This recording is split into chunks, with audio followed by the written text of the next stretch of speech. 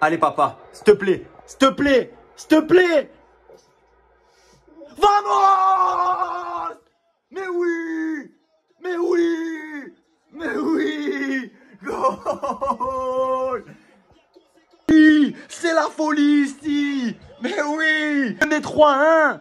4-3! Immortel! On est immortel! Nostra vida! Mais c'est incroyable, les gars! Les gars, comment vous allez? Victoire 4-3 du FC Barcelone. Je crie, c'est la folie! C'est un truc de fou, c'est...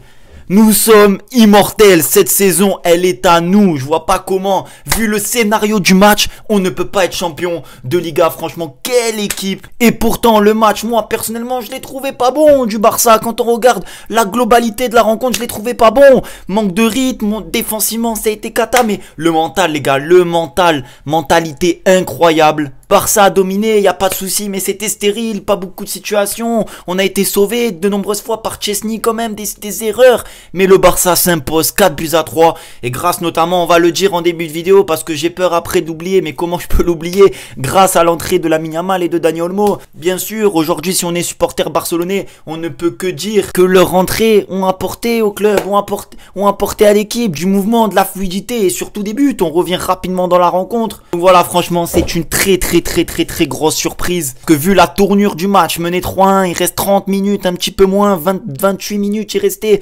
Franchement, aller chercher la victoire à la 97e, c'est franchement très fort. Ça prend provisoirement 7 points d'avance sur le Real Madrid qui jouera demain un match très compliqué à Bilbao, donc franchement, c'est incroyable. Parce que parlons aujourd'hui du Barça, on va essayer de se calmer. Là, je suis à chaud, franchement, il y a beaucoup d'émotions, mais la composition, l'équipe, il y avait de la rotation. Fermin était titulaire, on s'attendait peut-être plus à un Gavi. Lamine Yamal était sur le banc avec Ferran Torres à sa place. Gérard Martin côté gauche, on va en parler de Gérard Martin parce que franchement ça a été un très gros poison je trouve. Du côté du Barça, c'est pas méchant, c'est pas une attaque pour lui, mais ça a été très compliqué. On a eu du mal à passer de son côté. Donc de la rotation, surtout Lamine Yamal.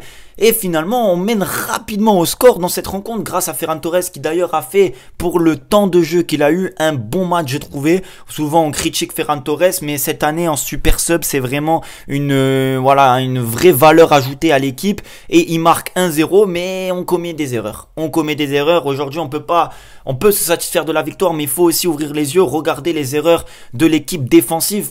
Parce que le Celta Vigo marque sur 3 erreurs et la première elle intervient quelques temps après qu'on ouvre le score. Donc généralement quand tu casses le premier verrou d'une équipe qui vient à Barcelone, t'es censé respirer et justement prendre le match à ton compte. Là je trouve que ce but il a justement relancé et remis en confiance le Celta. Mauvaise erreur d'appréciation entre Cubarsí et Chesney. Chesney pense pouvoir la récupérer.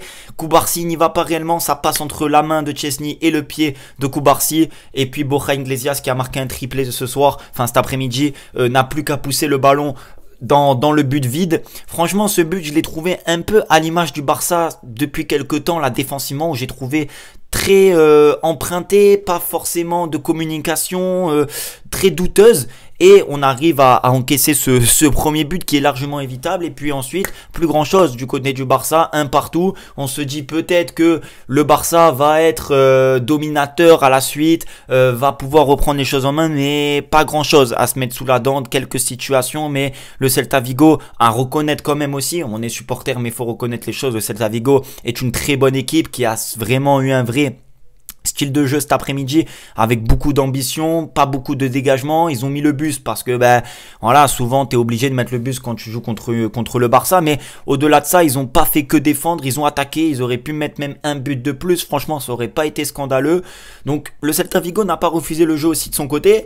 Donc on avait affaire à une équipe avec du répondant et fallait justement se dépasser et proposer beaucoup plus. À la rentrée des vestiaires, à la deuxième mi-temps, je me dis le Barça va accélérer et c'est ce qu'ils font, beaucoup plus de maîtrise, beaucoup plus de ballons dans la surface, beaucoup plus de pression, mais sur un vieux dégagement, désolé du terme, parce que il y a un partout, Olmo rentre et Lamine Yamal rentre. Le premier ballon de Dani Olmo, c'est une perte de balle dans la surface, je crois, et il y a un dégagement, il me semble, ou je crois que je confonds l'action, je crois que je confonds avec le troisième but, mais bref, en tout cas, le deuxième et le troisième but se ressemblent, ballon en profondeur de Jong et Inigo qui se parlent pas. Du coup, Borja Iglesias arrive face au but, il croise et ça fait 2-1. Donc je me suis dit, grosse erreur, ça va être très difficile. Et sur ce coup-là, j'ai dit, bon, peut-être que le Barça, ce but, il peut réveiller un petit peu le Barça, il peut remettre un peu de piment. Parce que souvent, quand tu es mené de buts, que ce soit le Barça ou d'autres équipes, bah c'est un peu un score trade. Parce que tu marques rapidement le 2-2, on va dire, tu peux prendre l'ascendant psychologique. Donc je me suis dit, ce but-là, il peut pas faire trop de mal au Barça. On va avoir encore des situations, il restait plus de 30 minutes à jouer.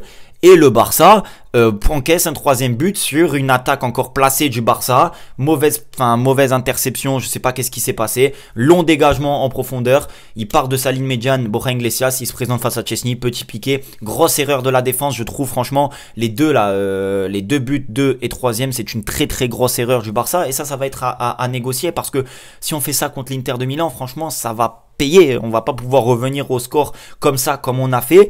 Et j'ai pas aimé franchement le match de Jong ce soir, cet après-midi. Désolé, je confonds.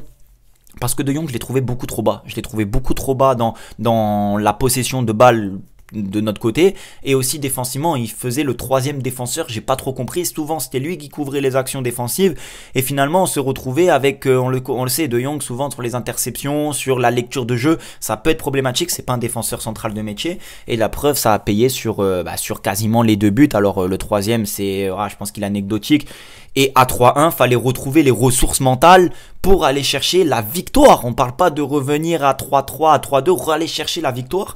Heureusement qu'on marque rapidement au bout de 3-4 minutes après le troisième but. Dani Olmo, Rafinha, heureusement il y a eu le réveil de Rafinha parce que le match de Rafinha il a été très long à débuter, il a été très très très en difficulté. Lewandowski esselé, franchement ça a été très dur pour Rafinha, et heureusement le réveil avec Dani Olmo, beaucoup plus de combinaisons, de mouvements et de talent aussi. Et Dani Olmo remet un petit peu de folie dans cette rencontre, 3-2.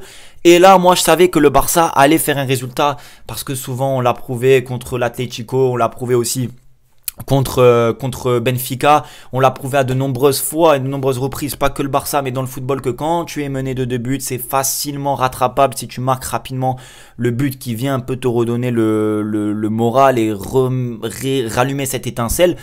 Olmo la rallume, Rafinha, Lamine Yamal l'a fait exploser cette étincelle. Quelle entrée de Lamine Yamal qui a redynamisé cette équipe, qui a remis du danger dans la surface de Vigo. Centre de Lamine Yamal, tête de Rafinha qui est décisif. Ça fait un but, une passe D pour Rafinha, et ensuite on pousse et j'ai trouvé le Celta Vigo un peu méchant. Voilà, beaucoup de fautes, beaucoup d'anti-jeu, alors que justement ils ont la capacité d'être bien meilleurs que ça.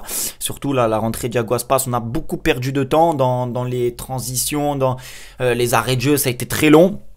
Et Dani Olmo va obtenir ce penalty. C'est pour ça que je disais l'entrée de Dani Olmo et de Lamine Yamal est déterminant. Il obtient un penalty, il marque un but, il est même à la finition, il est dans les actions dangereuses. Penalty, Rafinha assume ses responsabilités et vient finir, vient crucifier, désolé du terme, le Celta Vigo, 4-3. Le Barça retourne la situation en ce moment, c'est la folie entre Lyon, Manchester, bref, c'est un truc de malade.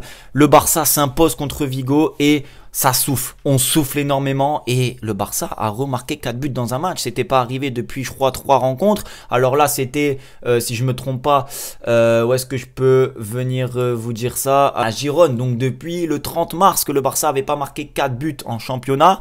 Donc ça fait plaisir. On avait dit dans l'avant-match qu'il fallait le réveil des offensifs. Ça a été le cas. Passe D de Lamine Yamal, doublé de Rafinha plus passe D. Franchement, ça fait plaisir. Bref, je vais pas m'étaler. Ça part un petit peu dans tous les sens. Mais en tout cas, grosse victoire du Barça. Merci le FC Barcelone de nous faire kiffer. Et surtout d'aller chercher, j'ai envie de dire, cette Liga. Parce que c'est une vraie ressource mentale cet après-midi d'aller chercher cette victoire qui était pas du tout facile, avec un match très très très difficile. Mais on vient infliger la 13e défaite au Celta Vigo et prendre 7 points provisoires face au Real Madrid. Et on n'est plus qu'à 12 buts des 100 buts marqués en Liga. Ça, c'est aussi impressionnant. Je pense que le Barça peut aller chercher les 100 buts, le record, un petit peu plus. C'est très très très fort. Bref, merci du soutien. Prenez soin de vous. Profitez de ce moment et de cette fin d'après-midi. On peut souffler et regarder le Real Madrid tranquillement demain sans prise de tête. Je vous dis à la prochaine. Prenez soin de vous. Ciao.